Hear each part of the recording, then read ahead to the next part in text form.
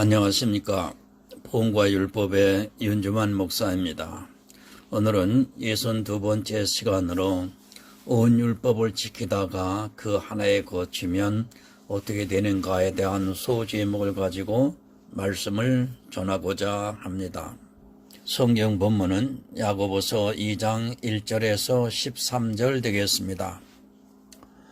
누구든지 온 율법을 지키다가 그 하나에 거치면 모두 범원자가 되나니 간음하지 말라 하시니가 또한 살인하지 말라 하셨은즉 내가 비록 간음하지 아니하여도 살인하면 율법을 범한 자가 되느니라. 너희는 자유율법대로 심판을 받을 자처럼 말도 하고 행하기도 하라. 긍휼을 행하지 아니하는 자에게는 긍휼이 없는 심판이 있으리라. 긍휼은 심판을 이기고 자랑하느니라. 아멘. 야고보서는 난해합니다. 사실 난해하기보다는 성경을 이용하려고 하는 사람들로 인하여 복음이 가장 많이 훼손되고 있는 성경이 바로 야고보서이기도 합니다. 로마서와 야고보서를 대비해서 성경을 해석하고자 하는 사람들이 많이 있습니다. 성경은 모두 같습니다. 만약 로마서에서 말씀을 하는 내용과 야고보서에서 말씀을 하는 내용의 본질이 다르게 되면 우리는 믿음을 가질 수 없습니다. 이스라엘도 그랬고 마찬가지로 이 시대도 믿음이 있는 자가 적은 이유는 바로 성경을 바로 해석하지 못하기 때문입니다. 성경을 한마디로 줄이면 예수 그리스도를 믿어서 구원을 받으라는 말씀입니다. 창세기부터 요한계시록까지 어느 성경이라도 이곳에서 벗어나는 해석을 하게 되면 무조건 이단적인 사상을 가진 사람이라고 봐야 합니다. 다른 복음을 전하고 있는 것입니다. 만약 어느 성경은 예수를 믿어서 구원을 얻으라고 말씀을 하고 어느 성경은 예수만 믿어서는 안 되니까 이러한 행위를 해야 한다고 하면 우리는 어느 것도 기준을 삼을 수 없습니다. 진리는 변하지 말아야 합니다. 그래야 진리라고 할 수 있는 것 아니겠습니까? 그런데 이 성경은 오직 의인은 믿음으로 살리라고 말씀을 하고 다른 성경은 안 된다. 믿음으로만 안 되니까 너희가 이런 행위를 해야 믿음이 있다고 말할 수 있다고 한다면 그 행위를 반드시 해야 합니다. 그것은 오직 믿음이 아닌 것입니다. 오직 믿음이라는 말은 다른 것이 필요치 않고 믿음만 필요할 때 오직이라는 단어를 사용하는 것입니다.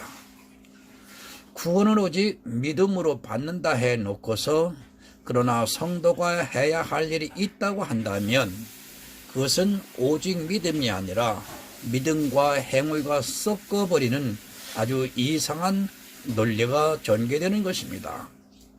바로 이것을 영적 음행을 하는 것입니다. 이 시대 가장 문제가 되는 것은 이 시대뿐 아니라 창세 이후로 가장 문제가 되는 것은 율법에 대한 정의가 바로 서 있지 못하는 데 있습니다. 율법이 바로 정립되어 있지 않으니까 자기가 율법주의에 빠져 음행을 하고 있으면서도 그것이 잘못된 것이라고 분별을 하지 못합니다. 많은 사람들이 모태 신앙을 자랑합니다. 저는 정말 늦은 나이에 신앙을 하게 된 가장 큰 이유가 바로 율법이 저를 막고 있었기 때문입니다. 율법에 나를 비추어 보면 도저히 자신이 없고 미루고 하다 보니까 하나님께서 나중에는 강권적으로 저를 이끌어 신학을 공부하게 하셨습니다. 참 운이 좋았습니다. 은혜라고 말씀을 드려야 하겠지요. 저는 제가 목사 되리라고는 생각도 못했습니다. 그러나 복음을 듣는 순간 제 패러다임이 바뀌게 되었고 나도 모르게 신학을 공부하게 되었고 또 성경을 읽으면서 지혜를 구하기 시작했습니다. 만약 제가 율법주의를 가르치는 곳에서 갔다면 저는 그 길로 발걸음을 돌렸을 것입니다. 자신이 없었기 때문입니다. 그리고 지금까지 아마 세상에서 내 영혼에 대한 문제를 해결하지 못하고 방황을 하면서 헤매고 있었을 것이 뻔합니다. 물론 처음부터 율법에 대한 정의를 바로 한 것은 아닙니다. 거의 많은 몇십 년을 성경을 연구를 하다 보니까 하나님께서 지혜를 주셔서 지금은 율법에 대해서 단호하게 정의를 내릴 수 있습니다. 영혼 구원을 방해하는 것이 바로 율법입니다. 거의 모든 사람들이 이 율법에 자신을 비추어 보면서 스스로 정죄에 빠져 구원에 대한 확신을 갖지 못하고 신앙생활을 하고 있습니다. 안 하자니 찜찜하고 하고는 있지만 왠지 모르는 불안감이 자기 스스로 정죄를 하고 있는 상태에서 어쩔 수 없이 교회를 다니는 사람들이 많이 있습니다. 여러분, 율법에 배해졌습니까? 이 질문을 하면 이렇게 대답을 합니다. 제사법과 시민법은 폐하여졌고 도덕법은 살아있다고 말을 하고 있습니다. 아마 거의 다수가 이 대답을 합니다. 그렇게 말하고는 있지만 왠지 찜찜하기도 하고 그것으로 인하여 수많은 이단들이 태동을 하고 있습니다. 도덕법이 살아있으니까 안식일 교회가 태동을 하는 것입니다.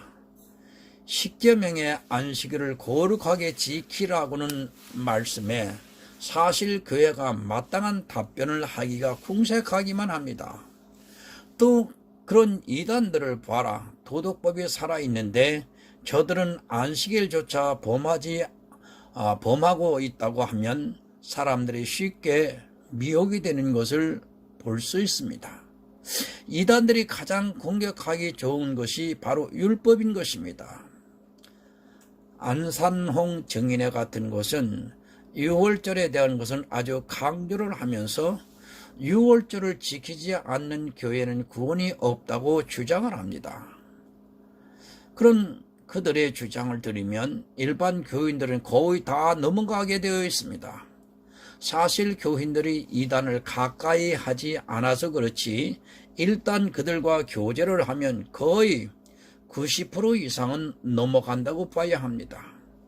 그들은 율법에 대해서 더 명확하게 주장을 하고 있기 때문입니다.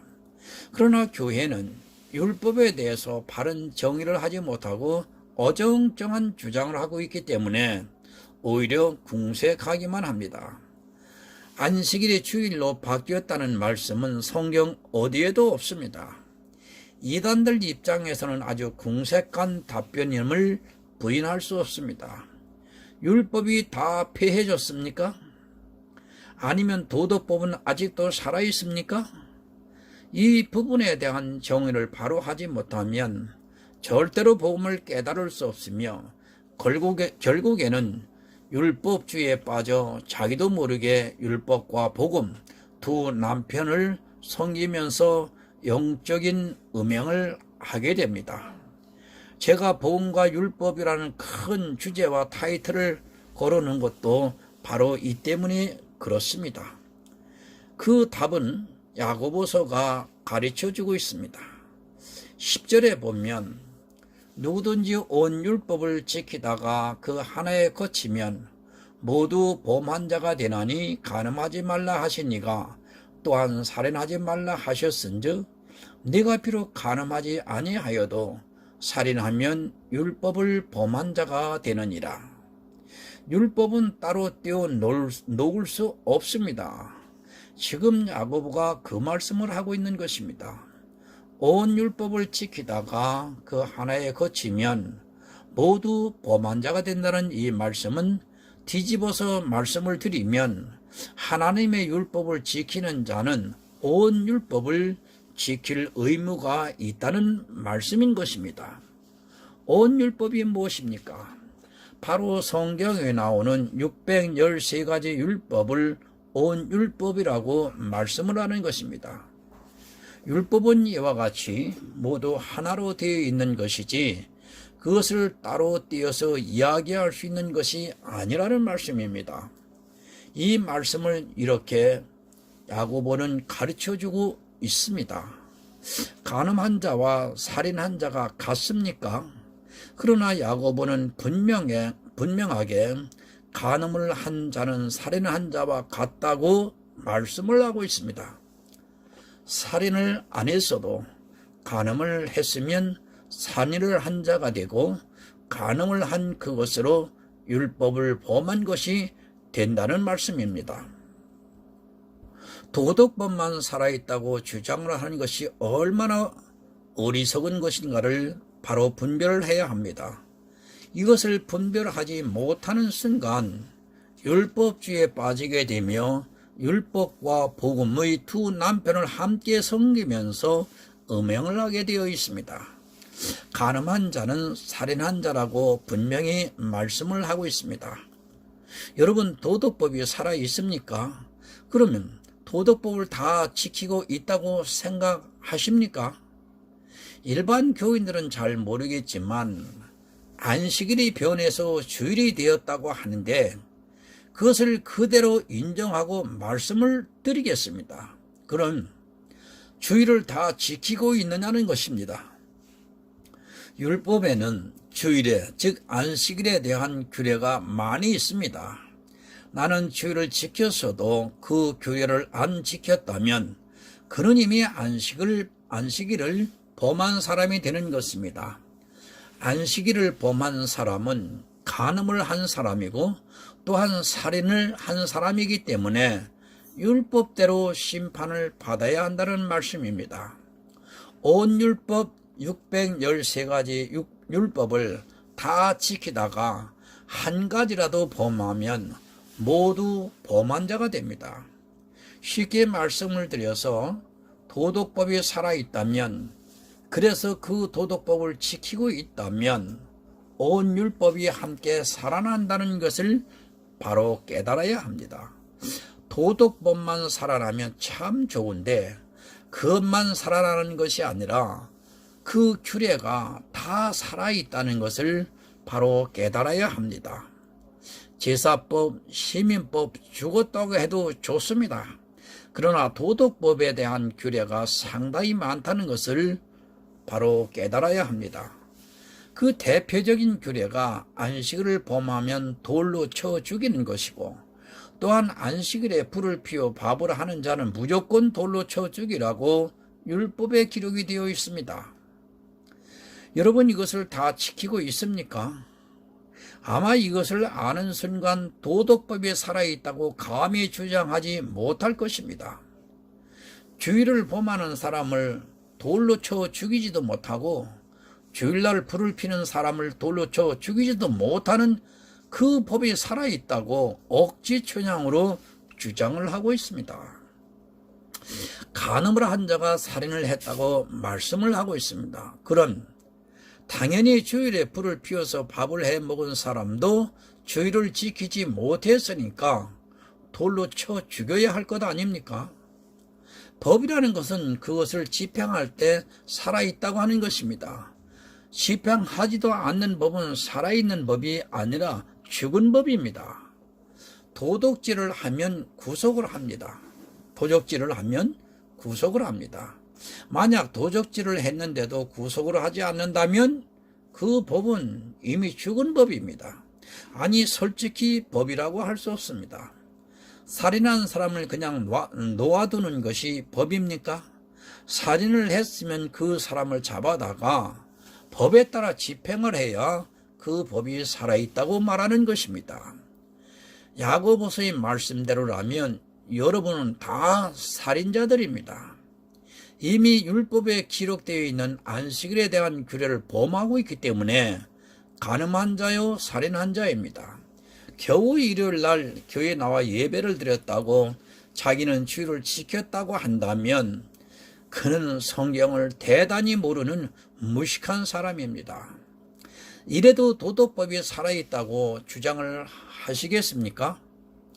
이 도덕법이 살아나는 순간 모든 율법인 613가지가 다 살아나기 때문에 그 사람은 율법에 의해 진노를 받게 됩니다. 겨우 몇 가지 지키고 있는, 자기들이 지킬 수 있는 율법을 보면서 도덕법이 살아있다고 말하고 있지만 사실은 그렇게 말하는 순간 그들은 살인자이며 간음을 한 자인 것입니다. 율법은 다 폐해졌습니다. 만약 안 폐해졌다면 우리는 한 사람도 구원을 받을 수 없습니다. 율법이 살아있다면 율법은 반드시 그 대가를 요구하기 때문에 우리는 살인한 자가 되어 율법의 진노를 받게 되어 있습니다. 간음을 안 하고 살인을 안 했어도 주일날 불을 피워 밥을 해 먹고 있지 않습니까?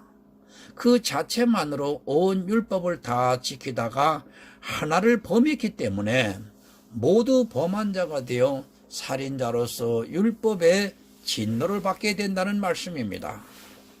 성도 여러분, 지식이 없으면 망합니다. 율법이 폐해졌느냐 안 폐해졌느냐 하는 문제는 너무 중요합니다. 영혼에 대한 문제입니다. 이것은 육적인 문제가 아니라 영적인 문제이며 어느 쪽을 따르느냐에 따라서 그 영혼이 구원을 받을 수 있고 또 사망을 당할 수 있는 일입니다. 그럼 이제 이 문제가 남아 있습니다. 저에게 거의 모든 사람이 이 질문을 하고 있습니다. 그렇다면 도적질을 해도 괜찮고 살인을 해도 괜찮고 간음을 해도 괜찮냐 하면서 따지듯이 묻습니다. 참으로 어린아이 같은 질문을 하고 있습니다. 살인을 하면 어떻게 됩니까? 독재 국가인 북한이라도 살인하는 자는 반드시 처벌을 합니다. 살인자뿐만 아니라 도적질을 한 자도 잡아서 구속을 하고 법에 따라 처벌을 받고 있습니다. 마찬가지로 우리나라도 그런 도덕적인 범죄를 저지르면 법이 그 사람을 구속을 합니다. 그것을 교회가 하는 것이 아닙니다. 성경에 도덕법이 살아있다면 살인한 자를 반드시 교회가 그 살인한 자를 끌어내어 죽여야 합니다. 율법에 대한 도덕법은 죽었지만 사회에 대한 도덕법은 살아있기 때문에 우리는 그 도덕법을 따라서 살아가는 것입니다. 사회에 이미 도덕법이 살아 있습니다. 그런데 죽어있는 율법을 교회가 도덕법이라는 미명 아래 다시 살리고 있습니다. 그 도덕법만 살아나면 좋은데 온 율법 613가지를 다 지키다가 하나를 범하면 모두 범한 자가 된다는 말씀입니다. 내가 한 가지 도덕법을 살린 그 순간 나는 온 율법에 의해 반드시 진노를 받아야 합니다. 이것이 바로 율법입니다.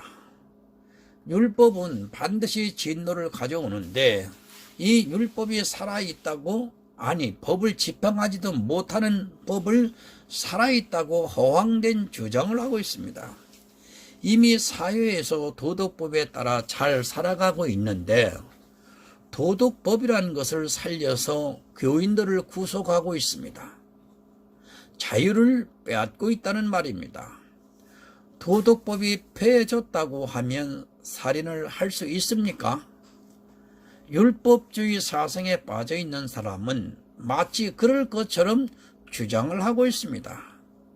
법이 없을지라도 사람을 죽이는 일은 못하는 것입니다. 하물며 사회에 분명히 법이 있는데 감히 누가 도덕법을 폐해졌다고 살인을 할 수 있다는 말입니까?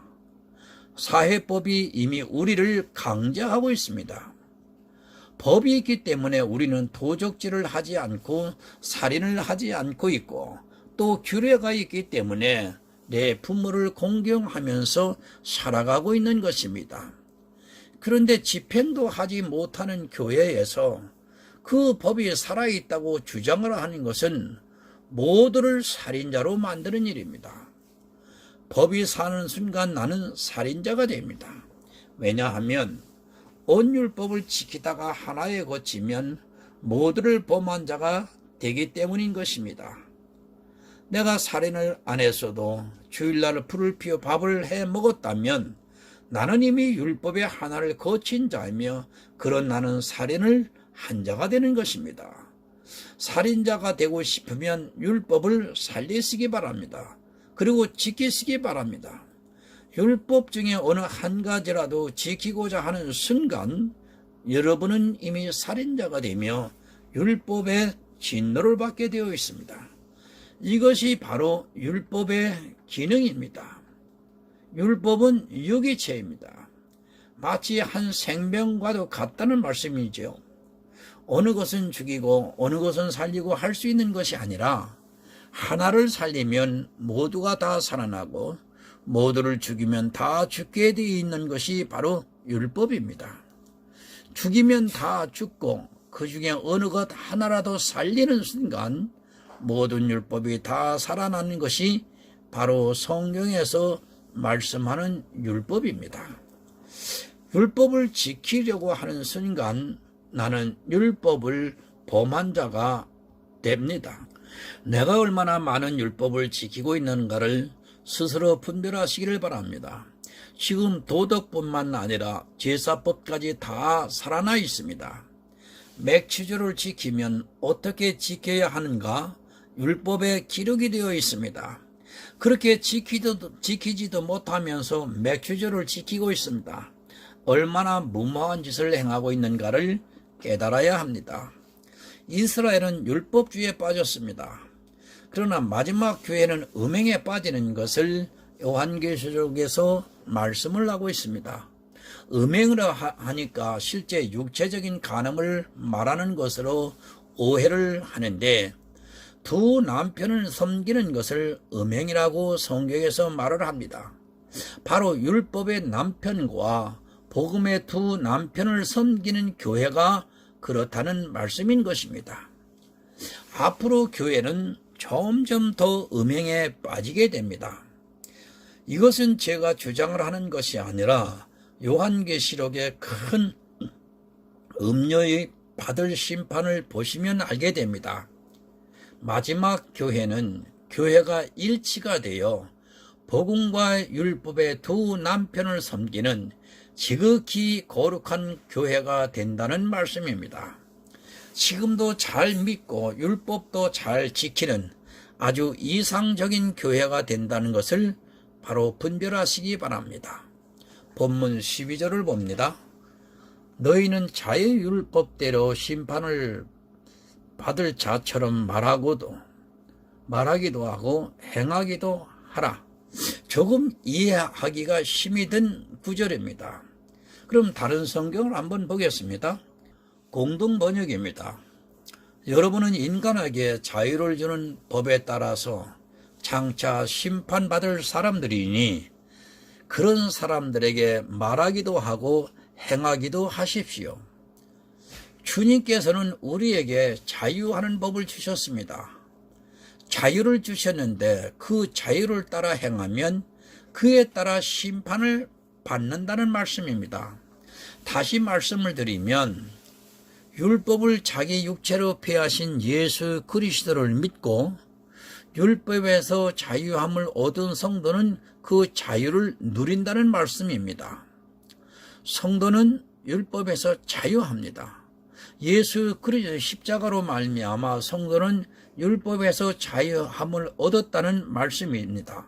그렇게 자유함을 얻은 사람처럼 행하는 성도는 율법에서 자유함을 얻었기 때문에 율법에 따라 심판을 받는 것이 아니라 자유하는 그 법에 따라 심판을 받기 때문에 자유하라는 말씀입니다.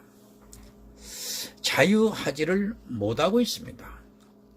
예수 그리스도의 십자가를 믿는다고 하면서 자유하지를 못하고 아직도 율법에 의해 구속을 당하고 있는 것을 보게 됩니다. 예수 그리스도의 십자가를 믿으면 율법에서 자유하라는 말씀입니다.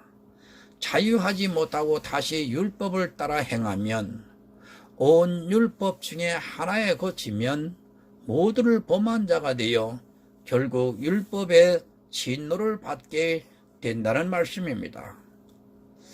자유를 주셨습니다. 그럼 그 자유를 주신 대로 행하고 그렇게 말도 하라는 말씀입니다. 그러나 지금 이 시대에 그렇게 말을 하면 아마 방종을 한다고 공격할 것입니다. 예수 그리스도의 십자가를 믿지 못하기 때문에 자유하지 못하고 율법을 지키다가 하나에 거쳐서 살인자가 되고 있습니다. 여러분, 자유를 빼앗기고 있는 것입니다. 바로 갈라디아 교회에 율법자들이 들어와서 그들이 예수 안에서 누리고 있는 참 자유를 빼앗으려 했습니다.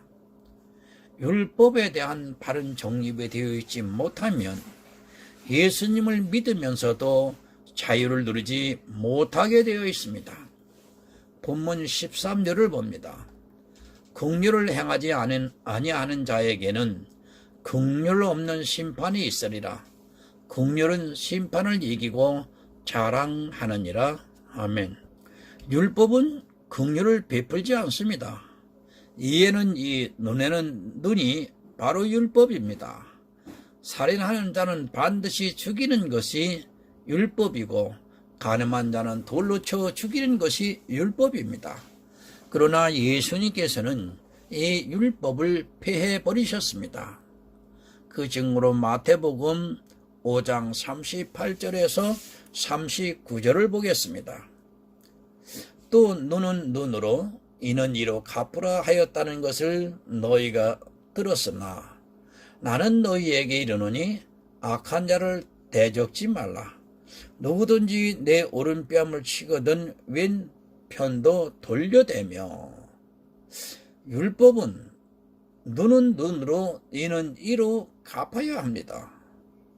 그러나 예수님께서는 이 율법을 폐하시고 내 오른뺨을 치거든 왼뺨도 돌려대라고 말씀을 하고 있습니다. 이것은 율법에 반하는 말씀인 것입니다. 바로 예수님께서는 자기 육체로 율법을 폐하실 것을 아시고 지금 그 율법대로 행하는 것을 반대하고 있습니다. 율법은 긍휼히 여기지 않습니다. 그러나 복음은 간음한 여자도 불쌍히 여겨주셨습니다. 율법은 반드시 돌로 쳐 죽여야 하는데 예수님께서는 나도 너를 정죄하지 않겠다고 말씀을 하셨습니다. 성도는 율법에 따라 행하는 자가 되어서는 안 되고 설령 그가 죄를 질지라도 그를 긍휼히 여기는 마음을 가져야 합니다. 그 이유는 내가 긍휼히 여김을 받았기 때문인 것입니다. 긍휼히 여기는 자는 긍휼히 여김을 받을 것이라고 말씀을 하고 있습니다. 율법에 폐해진 사람만이 죄인을 긍휼히 여길 수 있습니다. 아직 율법이 살아있는 사람은 절대로 죄인을 보고 긍휼히 여기지 않고 법대로 하게 되어 있는 것입니다. 성도 여러분, 내 사상이 문제인 것입니다. 내가 어떻게 알고 있느냐에 따라 내가 긍휼히 여김을 받을 수도 있고 또 다른 사람을 긍휼히 여길 수도 있는 것입니다. 긍휼히 여길 수 있는 사람은 반드시 율법이 폐해져 있어야 가능한 것입니다. 율법이 살아있는데 어떻게 긍휼히 여길 수 있습니까? 율법이 살아있는 사람은 법에 따라 정죄를 하게 되어 있습니다.